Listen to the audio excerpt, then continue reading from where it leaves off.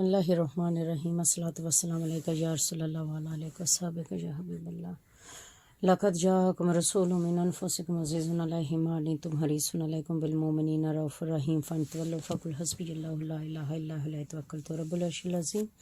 آمین ثم آمین۔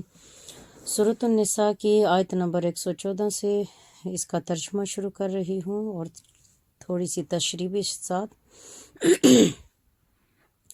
اللہ کے نام سے شروع جو نہایت مہربان اور ہمیشہ رحم فرمانے والا ہے۔ ان کے اکثر خفیہ مشوروں میں کوئی بھلائی نہیں سوائے اس شخص کے مشورے کے جو کسی خیرات کا یا نیک کام کا یا لوگوں میں صلح کرانے کا حکم دیتا ہے، اور جو کوئی یہ کام اللہ کی رضا جوئی کے لیے کرے تو ہم اس کو عنقریب عظیم اجر عطا کریں گے۔ اور جو شخص رسول صلی اللہ علیہ وسلم کی مخالفت کرے اس کے بعد کہ اس پر ہدایت کی راہ واضح ہو چکی اور مسلمانوں کی راہ سے جدا راہ کی پیروی کرے تو ہم اسے اسی گمراہی کی طرف پھیرے رکھیں گے جدھر وہ خود پھر گیا ہے، اور بالآخر اسے دوزخ میں ڈالیں گے اور وہ بہت ہی برا ٹھکانہ ہے۔ بے شک اللہ اس بات کو معاف نہیں کرتا کہ اس کے ساتھ کسی کو شریک ٹھہرایا جائے، اور جو گناہ اس سے نیچے ہے جس کے لیے چاہے تو معاف فرما دیتا ہے، اور جو کوئی اللہ کے ساتھ شرک کرے وہ واقعی دور کی گمراہی میں بٹک گیا۔ یہ مشرکین اللہ کے سوا محض زنانی چیزوں ہی کی پرستش کرتے ہیں اور یہ فقط سرکش شیطان ہی کی پوجا کرتے ہیں جس پر اللہ نے لعنت کی ہے، اور جس نے کہا تھا کہ میں تیرے بندوں میں سے ایک معین حصہ اپنے لیے ضرور لے لوں گا، میں انہیں ضرور گمراہ کر دوں گا اور ضرور انہیں غلط امیدیں دلاؤں گا اور انہیں ضرور حکم دیتا رہوں گا، سو وہ یقیناً جانوروں کے کان چیرا کریں گے، اور میں انہیں ضرور حکم دیتا رہوں گا، سو وہ یقیناً اللہ کی بنائی ہوئی چیز کو بدلا کریں گے۔ اور جو کوئی اللہ کو چھوڑ کر شیطان کو دوست بنا لے تو واقعی وہ سری نقصان میں ہے۔ شیطان انہیں غلط وعدے دیتا ہے اور انہیں جھوٹی امیدیں دلاتا ہے، اور شیطان فریب کے سوا ان سے کوئی وعدہ نہیں کرتا۔ یہ وہ لوگ ہیں جن کا ٹھکانہ دوزخ ہے، اور وہ وہاں سے بھاگنے کی کوئی راہ بھی نہیں پائیں گے۔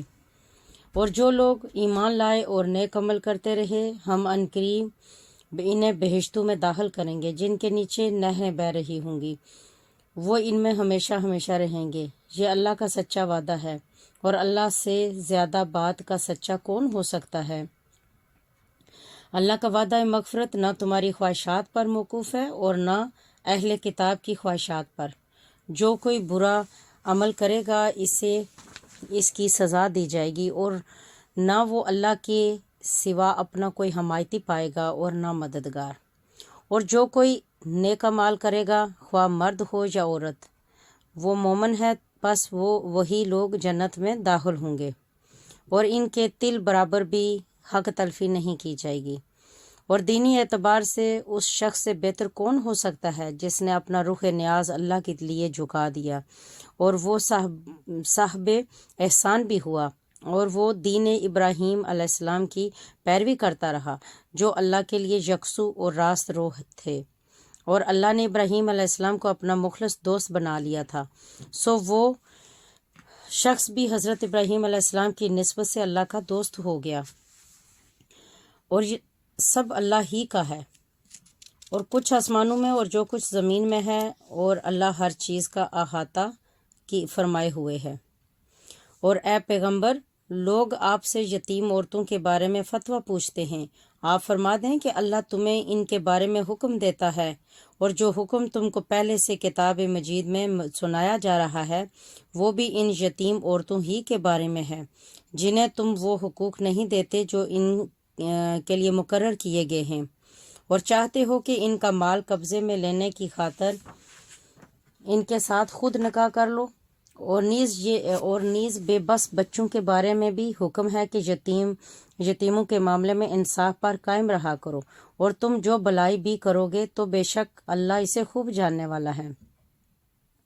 اور اگر کوئی عورت اپنے شوہر کی جانب سے زیادتی یا بے رغبتی کا خوف رکھتی ہو تو دونوں میاں بیوی پر کوئی حرج نہیں کہ وہ آپس میں کسی مناسب بات پر صلح کر لیں، اور صلح حقیقت میں اچھی چیز ہے، اور طبیعتوں میں تھوڑا بہت بخل ضرور رکھ دیا گیا ہے، اور اگر تم احسان کرو اور پرہیزگاری اختیار کرو تو بے شک اللہ ان کاموں سے جو تم کر رہے ہو اچھی طرح خبردار ہے۔ اور تم ہرگز اس بات کی طاقت نہیں رکھتے کہ ایک سے زائد بیویوں کے درمیان پورا عدل کر سکو، اگرچہ تم کتنا بھی چاہو، بس ایک کی طرف پورے میلان طبع کے ساتھ یوں نہ جھک جاؤ کہ دوسری کو درمیان میں لٹکتی ہوئی چیز کی طرح چھوڑ دو، اور اگر تم اصلاح کر لو اور حقیقی حق تلفی اور زیادتی سے بچتے رہو تو اللہ بڑا بخشنے والا نہایت مہربان ہے۔ اور اگر دونوں میاں بیوی جدا ہو جائیں تو اللہ ہر ایک کو اپنی کسائش سے ایک دوسرے سے بے نیاز کر دے گا، اور اللہ بڑی وسعت والا، بڑی حکمت والا ہے۔ اور اللہ ہی کا ہے جو کچھ آسمانوں میں ہے اور جو کچھ زمین میں ہے، اور بے شک ہم نے ان لوگوں کو بھی جنہیں تم سے پہلے کتاب دی گئی حکم دیا ہے، اور تمہیں بھی کہ اللہ سے ڈرتے رہا کرو، اور اگر تم نافرمانی کرو گے تو بے شک سب کچھ اللہ ہی کا ہے جو آسمانوں میں ہے اور جو زمین میں ہے، اور اللہ بے نیاز صفات رکھتا ہے۔ اور اللہ ہی کا ہے جو آسمانوں میں ہے اور جو زمین میں ہے، اور اللہ کا کارساز ہونا کافی ہے۔ اے لوگو، اگر وہ چاہے تو تمہیں نابود کر دے اور تمہاری جگہ دوسروں کو لے آئے، اور اللہ اس پر بڑی قدرت والا ہے۔ جو کوئی دنیا کا انعام چاہتا ہے تو اللہ کے پاس دنیا اور آخرت دونوں کا انعام ہے، اور اللہ خوب سننے والا اور خوب دیکھنے والا ہے۔ اے ایمان والو، تم انصاف پر مضبوطی کے ساتھ قائم رہنے والے محض اللہ کے لیے گواہی دینے والے ہو جاؤ، خواہ گواہی خود تمہارے اپنے یا تمہارے والدین یا تمہارے رشتہ داروں ہی کے خلاف کیوں نہ ہو، اگرچہ جس کے خلاف گواہی ہو مالدار ہے یا محتاج، اللہ ان دونوں کا تم سے زیادہ خیر خواہ ہے۔ سو تم خواہش نفس کی پیروی نہ کیا کرو کہ عدل سے ہٹ جاؤ، اور اگر تم گواہی میں پیچدار بات کرو گے یا حق سے پہلو تہی کرو گے تو بے شک اللہ ان سب کاموں سے جو تم کر رہے ہو خبردار ہے۔ ہے ایمان والو، تم اللہ پر اور اس کے رسول پر اور اس کی کتاب پر جو اس نے اپنے رسول صلی اللہ علیہ وسلم پر نازل فرمائی ہے اور اس کتاب پر جو اس نے اس سے پہلے اتاری تھی ایمان لاؤ، اور جو کوئی اللہ اور اس کے فرشتوں کا اور اس کی کتابوں کا اور اس کے رسولوں کا اور آخرت کے دن کا انکار کرے تو بے شک وہ دور دراز کی گمراہی میں بھٹک گیا۔ بے شک جو لوگ ایمان لائے پھر کافر ہو گئے، پھر ایمان لائے پھر کافر ہو گئے، پھر کفر میں اور بڑھ گئے، تو اللہ ہرگز یہ ارادہ فرمانے والا نہیں کہ انہیں بخش دے اور نہ یہ کہ انہیں سیدھا راستہ دکھائے۔ اے نبی، آپ منافقوں کو یہ خبر سنا دیں کہ ان کے لیے دردناک عذاب ہے۔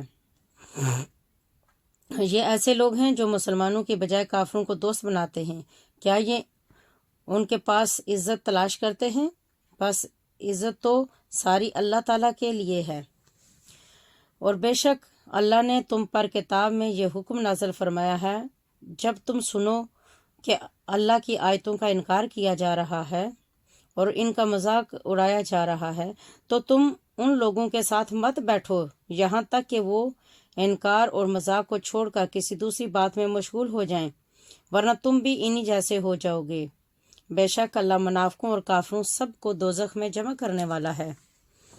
وہ منافق جو تمہاری فتح اور شکست کی طاق میں رہتے ہیں، پھر اگر تمہیں اللہ کی طرف سے فتح نصیب ہو جائے تو کہتے ہیں کیا ہم تمہارے ساتھ نہ تھے؟ اور اگر کافروں کو ظاہری فتح میں سے کچھ حصہ مل گیا تو ان سے کہتے ہیں کہ کیا ہم تم پر غالب نہیں ہو گئے تھے؟ اور اس کے باوجود کیا ہم نے تمہیں مسلمانوں کے ہاتھوں نقصان سے نہیں بچایا؟ بس اللہ تعالیٰ تمہارے درمیان قیامت کے دن فیصلہ فرمائے گا، اور اللہ کافروں کو مسلمانوں پر غلبہ پانے کی ہرگز کوئی راہ نہ دے گا۔ بے شک منافق بعزم خواہش اللہ کو دھوکہ دینا چاہتے ہیں، حالانکہ وہ انہیں اپنے ہی دھوکے کی سزا دینے والا ہے، اور جب وہ نماز کے لیے کھڑے ہوتے ہیں تو سستی کے ساتھ محض لوگوں کو دکھانے کے لیے کھڑے ہوتے ہیں اور اللہ کو یاد بھی نہیں کرتے مگر تھوڑا۔ اس کفر اور ایمان کے درمیان تذ بذب میں ہیں اور نہ ان کافروں کی طرف ہیں اور نہ ان مومنوں کی طرف ہیں، اور جسے اللہ گمراہ ٹھہرا دے تو آپ ہرگز اس کے لیے کوئی راہ نہ پائیں گے۔ اے ایمان والو، مسلمانوں کے سوا کافروں کو دوست نہ بناؤ۔ کیا تم چاہتے ہو کہ نافرمانوں کی دوستی کے ذریعے اپنے خلاف اللہ کی صریح حجت قائم کر لو؟